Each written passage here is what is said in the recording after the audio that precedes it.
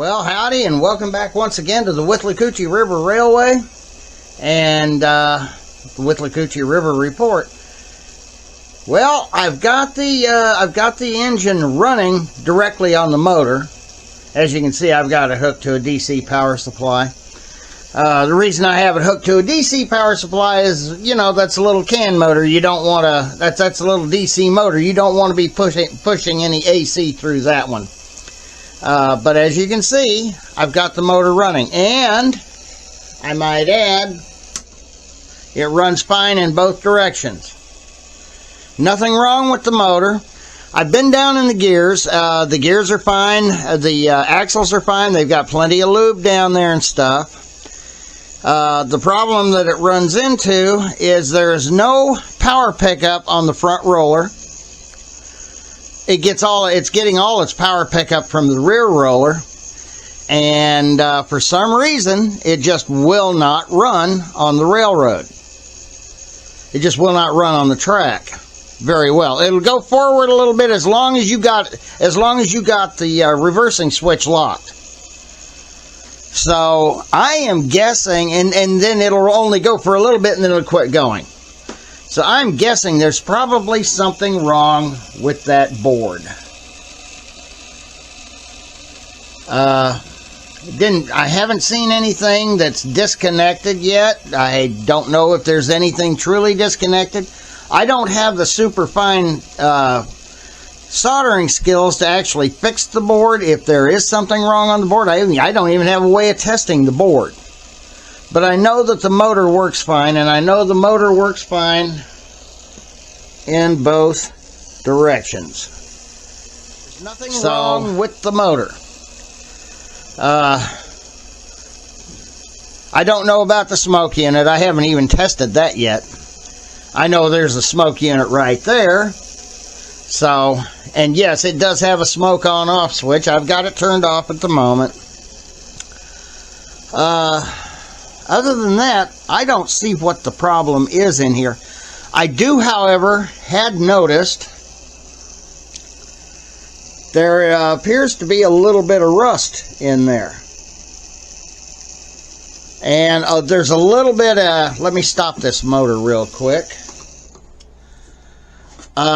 If you look closely, you'll see that there is some of that misty, you know, kind of like condensation stuff on the flywheel there, on the motor. So, I am betting this thing's been wet. Now, obviously that didn't ruin the motor, but if we get out here in the sunlight, for instance, I'll show you the inside of the shell here.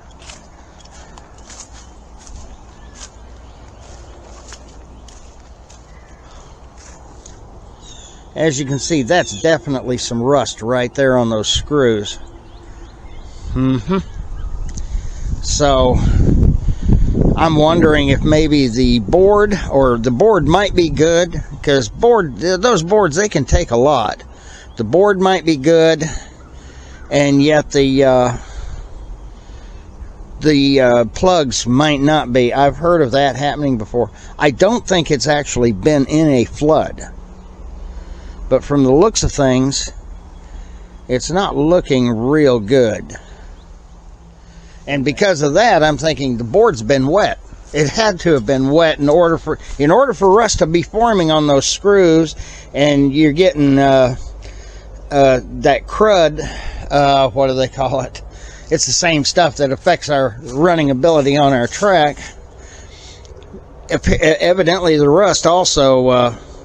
That's a type of rust. It's that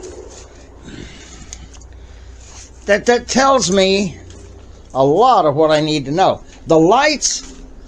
Now, you know, if I put it in, if I turn the reversing switch on, the lights will reverse and go, you know, and do what they need to do, but the engine won't.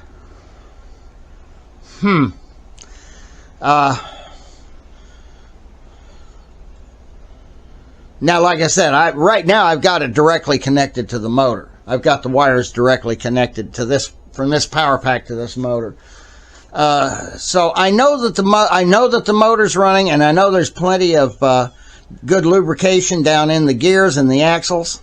So we know there isn't a problem down there. And you just saw it running. There's no problem with its runnability. Here's my problem. Now, you know, Joe Forkobe,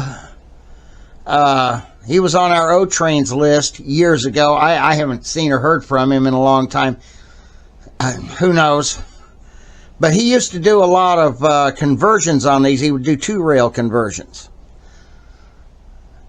Gosh, being able to 2-rail would probably be more efficient, more cost effective, and probably more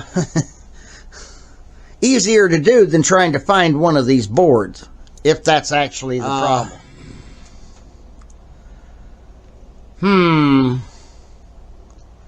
And I don't know what to say on it. I'm going to keep messing with it and fiddling with it and see if I can get it to start going back and forth on the track itself. And if we can get it to go, hey, all the better, right? Also, one of the things that I noticed the other day was it didn't, you know, because I had connected directly to the power pickups, the rollers, and there was no power pickup from that front roller at all. So I'm wondering, okay, what's going on here now? Oh, no, that wire it's tied to the board there. So that isn't the issue. I wonder if the board is picking up power. But I noticed that there seems to be a disconnect between this front roller, which is right here, and of course the board, which it's got to go almost directly to the board. So I don't know what this tape is doing in here, and there seems to be a little plug of some kind here that isn't plugged in.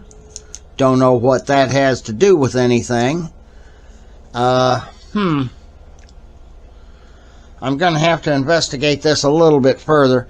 I don't know. It seems like I'm just going to be out the money, I'm sure. Let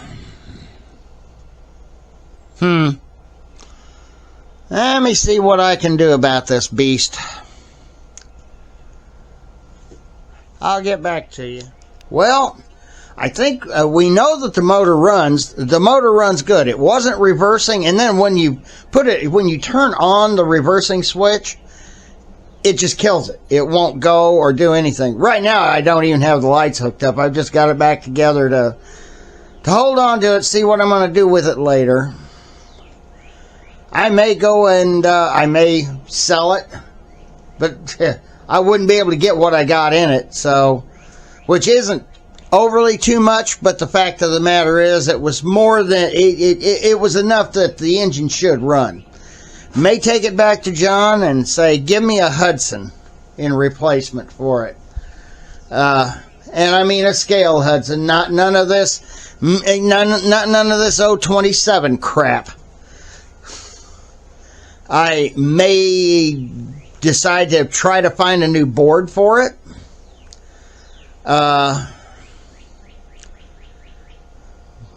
I may even try to find, I may even put a bridge rectifier in it, and then get a DP-DT switch to throw the direction on it, so that I can take and, at least be able to use it as a, and of course, let me explain to you how that would be done. You know how you hook up your AC wires on one side of your bridge rectifier? Well, the other side of the bridge rectifier generally goes to the motor. Well, instead of going to the motor, I would have that run to a DP-DT switch, double pole, double throw. This way you have enough, and then that switch, from the switch, you go to the motor. That's the best way to probably do it.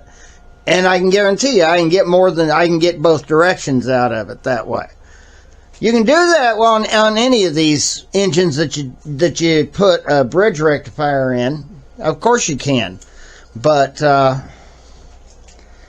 in order to do that, but why would you do it on your F units, which typically only need to go one direction anyway? Of course, the F units I've got sitting on the railroad now, they're in pristine condition. They go both directions for you.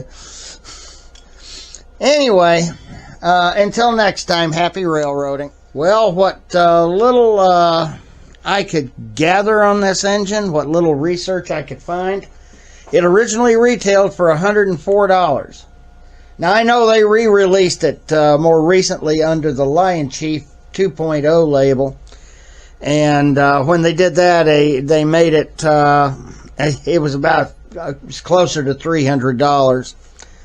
This one here is out of the original run from the early 2000s. And